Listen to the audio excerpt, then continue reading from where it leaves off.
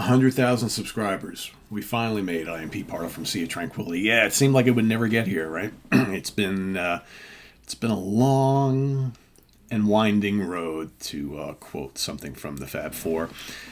Amazing that we started this YouTube channel September, I believe it was September 7th, 2014. So it's been just over 10 years on the road to 100,000 subscribers. But, in all honesty, the first 5 years we were just treading water here, as most folks know who maybe follow a young YouTube channel, or maybe those of you who have your own YouTube channels, where you scratch and claw for every subscriber you can get for the first bunch of years.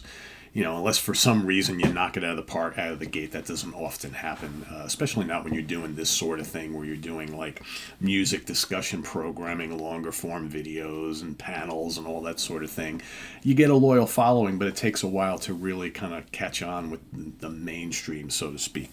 So it took a while. So it wasn't until maybe 2019, right about the year before COVID, that things started to pick up quite a bit here, where we started to, we got past the 10,000 hump, we got to 20,000, then with COVID, from 2020 and on, that's when it really, really picked up steam.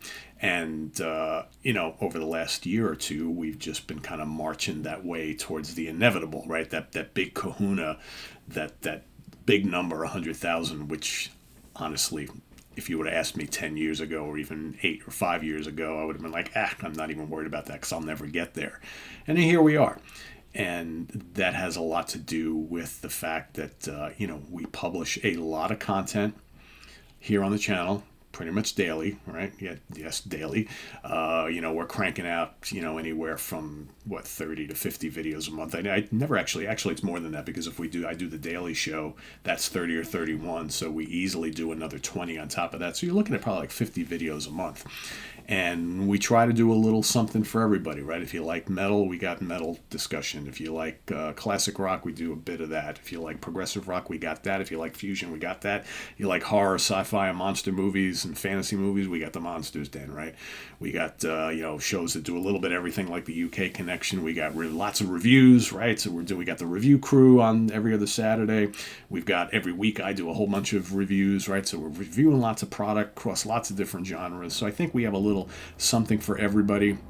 Obviously, in the last 4 years or so, we've brought a lot of other folks on to appear periodically during the month to help out with things. Obviously, lots of folks who watch have their favorites, right? We got all the Rick Labonte, Martin Popoff, Chris Allo, George Lemay, Eric Porter. I can name them all. Grant Arthur and Ken Golden and Chad Hutchinson and Chuck Alvarez and Anthony Ferraro and Chris Canzaneri, Karen LaPreziosa, Lynn Versace, Ryan Scow, Nick Franco, right? Rob Lasante, Craig Kaminsky, Jamie Laszlo. I mean, it's just Scott Berry, Stephen Reed, Simon Bray, Davey Gallagher, Dan Brown, right? It's like I could, Butch Jones. I mean, all these folks who appear and have appeared. I'm sure I'm leaving some out. There's the Guitar Hack and Jim Bakke and Bryce from Bryce Talks Metal, and Phil and Brendan Snyder, Scott Lade, right? Guys who have their own channels as well. Jack Toledano, guys who have their own channels as well, who come on here. Rich Catino, right? All these folks who pop in and out during the course of the month and just add variety and different flavors and things to what we do, and it definitely helps out. Definitely helps out, giving people different opinions and perspectives on the topics that we talk about. But yeah, it's been it's like leading up to today. I've just been kind of I just want to get to 100,000, and then I can kind of worry about something else. Not like I worry about this, but it's that number. It's that monkey on your back saying, we're almost there, and I get a lot of I see a lot of comments from the viewers and some of my colleagues and friends are like, we're almost there, Pete, we're almost there. And I'm like, I know, can we just get there so we can kind of concentrate on other things already? So it's a nice number to have. It looks great. 100,000, it's like, oof, it's almost like the number means that they like me. They really, really like me. It's a measure of success. and it shows that the hard work that myself and a lot of the folks that I work with on here, it hasn't gone to waste. And obviously, you don't get to these kind of numbers unless you're putting out quality that people like to watch. And doing this is not easy. It's really not easy at all. In fact, it's extremely, extremely hard. And just think, I bring it up a lot, but I've had conversations with Jamie Lazo because, of course, I gave Jamie, his own show, The Review Crew, which he does twice a month. And, he's in charge of putting together the crew and scheduling it and getting it recorded and all that kind of stuff. And, he's told me numerous times, he goes, man, this is hard. He goes, and I only do this one show twice a month. I don't know how you do it all month long. And I always say to him, it's like, dude, sometimes I don't know either. Because it's not easy. I found I've gotten pretty good at scheduling and keeping the schedule and, getting people together to commit to times and all that kind of stuff. But it's not easy when you're doing a bunch of them. So, just want everybody to know who watches. And of course, we couldn't have done this without you, the viewers. That's the most important thing. But just want everybody to know that it is very difficult to put together constant fresh programming week in and week out. I sometimes, and Martin and I are going to be taking a little bit of a break here at the latter part of 2024, just because Martin has some deadlines with book things and some other projects he's working on. We've got Fall Fest coming up. So Martin and I have done the Friday morning show now for like 4 years. It's just crazy to think of how many episodes we do, and I think sometimes people take for granted like how difficult it is to come up with fresh topics that people will be interested in. Not only that people will be interested in watching, but that we're interested in talking about and doing the work and research and everything that needs to go into all these shows. It's not easy. It's not easy, and we have delivered like consistently for all these years we've been doing it, and it's like sometimes you just gotta all right, so. Need a little time out to refresh the batteries, right? So Martin and I are going to be doing that over the next few weeks, and we may pop back in again before like the holidays, before like Christmas sets in, but probably looking at January at this point, just to take a little bit of a break and each take care of some other things that we've got going on, because we've been on quite a run. But yeah, it's difficult, it's hard, but it's rewarding. As I've said many times on the channel, whether it's a show that I'm doing by myself and I click the stop button on the Zoom or on the QuickTime or whatever, and I'm like, okay, that came out pretty damn good. Or you're doing like a Hudson Valley Square show or in the Prague Seat or UK Connection or Monsters Den or whatever it might be, and you get done and we all look at each other in the Zoom and we're like, that was pretty damn good. And you can only hope that transpires and affects the viewers the same way. Usually it does. It's very rare that we do a show where we all get done and we're like, man, that was dynamite. People are going to love that. And then we put the video up and like people just don't seem to dig it. It doesn't really happen all that often, right? Occasionally it does, because sometimes, we talk about topics that are very, very niche. Like on 4 Fusion Friday is a perfect example. It's like, we talk about these cool fusion albums and things like that. But we realize that like, fusion is a very niche topic, style of music, but we get done with all those shows and we're kind of like, that was great, and we can only hope that the viewers love it as well. We have a very, very dedicated audience on 4 Fusion Friday who really, really love the show. I wish more people watched it, right? But we understand fusion is not the most popular style of music, right? Instrumental jazz rock fusion is it's not for everybody. We totally get that.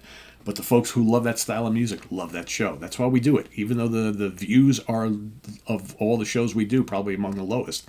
But the folks who watch it just absolutely love it, and they wait for every episode. And quite frankly, we enjoy doing the shows because we enjoy the music so much, and we love listening to these 4 or 5 albums each month and just focusing on that and then talking about them. So it's like, you have some of the shows that do really, really well no matter what the topic is. You have others where it's a smaller audience, but they love that style of music. They love those topics, love those albums and things like that. So, it's a balance of things, right? It's a balance of things, and I've said it for years. My vision, which I kind of came upon, 3-4 years ago, was to create something like a cable network, where you have, each day, each night of the week, whatever, is very, very distinct programming. Obviously, people are not going to like everything that we program, because we have a little bit of this, a little bit of that, a little bit of that. But you watch what you like. You come back each week. You watch that show, or every other week, whatever. And that's kind of how it works. And so far, so good. It is challenging. I won't lie. There are times where you feel a little burnt out. You're tired of sitting on Zoom calls. You're tired of, God, I got to listen to 15 albums this week, and put together my thoughts on them, and I got, it can be draining, right? So when we took earlier this year, when we took a little step back from doing every show every week, it helped me greatly, because remember, guys, I'm on 99.9% of every show that we do on the channel. So it's a lot of work for me, in addition to family life and a full-time job. So going forward, as we do at the beginning of every year, I do it every single year, because I have to think in terms of what's best for the channel and what's best for myself to keep this thing going and keep me fresh and motivated. At the end of each year, I look at everything we do on the channel and I say, okay, what's still working, what needs to be tweaked, and what's not working anymore, right? So that's what we do, and certain shows come and go. Doesn't mean we don't like doing them, but we have to, just like anybody who works in television, for instance, or radio or whatever, you look at ratings, you look at what people are watching, what people seem to like, and what people aren't watching. Sometimes you have to make changes, right? So, and we've done that throughout the history of this channel. We've made changes based on viewership, and sometimes a show is struggling, we don't really have much of a viewership, we decide to cancel it, and it really hurts emotionally the people who love that show, who watch that show. But just have to understand, we have to, because it takes so much time and energy and to put these shows together. It's like sometimes you have to say goodbye to certain shows, even though it does have a small following, because you need to dedicate your time elsewhere. So that happens. It happens, and we've had some great fun shows that we've done in the past that had a good strong year run, or maybe a 6-month run or whatever. But ultimately, the viewers make the decision of what stays or what not. It's like views are everything, right? If we have a show that's gets 1,000 or 2,000 views and hardly any comments, it's kind of telling, as opposed to a show that has 10,000 views and 500 comments, right? So you look at it, but you look at it over a span of time. So, but yeah, we're here, 100,000. We're going to celebrate tonight at the Iron Maiden concert in Newark, New Jersey, the Prudential Center, right? 100,000. A whole bunch of us will be at the show. We're going to be hanging out at, I think it's called Red's Beer Garden, right next door to the Prudential Center in Newark. So if you are in town for Iron Maiden tonight in Newark, New Jersey, come find us, come celebrate with us, and we will be doing lots of celebrating in just a few weeks at Sea of Tranquility Fall Fest, December 7th. It's all day at the Warehouse, New York. I'll be doing a separate video in a week or so, kind of talking about the schedule and everything that's going to happen that day. But it'll be in Newburgh, New York at the Warehouse. We will be having panel discussions from 1 to 5. That will be at the Newburgh Brewery, which is about 2 blocks away from the Warehouse. They've got a first floor, big party room. We're going to be taking over that at the Newburgh Brewery. We'll be doing from 1 to 4 panel discussions for In the Prague Seat, Hudson Valley Squares, Monsters Den, Martin and myself, and the Contrarians. We've invited the Contrarians to come take part in this as well, because Grant and Martin and Jamie will be there, of course. So we're going to have them do a Contrarians episode there. And then from 5 to 8 will be kind of like happy hour and meet and greet and dinner time if you want to grab something to eat at the Warehouse. And then at 8 o'clock, or maybe it's 9 o'clock, I don't know exactly what time, Rick Labonte and his band will be playing all sorts of hard rock, classic rock hits and favorites, and that will be for the whole rest of the evening. So yeah, lots to celebrate. 100,000 subscribers, getting together. More importantly, it's just getting together. We love us getting together, right? Because we don't get to see each other other than through the computer screen. Quite often during the month, to be able to get together in person is always loads and loads of fun. So, and of course, getting together with you folks, the viewers. So, for those who are going to be there, we'll see you in a few weeks at the Warehouse for Sea of Tranquility Fall Fest 2024. Otherwise, thanks everybody, you the viewers, for hanging in with us each and every day, all week long, month after month, year after year, here on Sea of Tranquility. 10 years on YouTube, 100,000 subscribers as of just a little while ago. And what do we got next? 200,000, 150? At this point, I'm not going to keep track anymore because it's like I wanted to get here. Now that we're here, I can kind of rest easy for a while. And whatever happens at this point. So, because I got enough to do with programming everything we do on this channel. So, anyway, thanks for watching, everybody. Again, you guys are the greatest. And we'll see you soon. I am Pete Pardo. Thanks for watching. Bye-bye.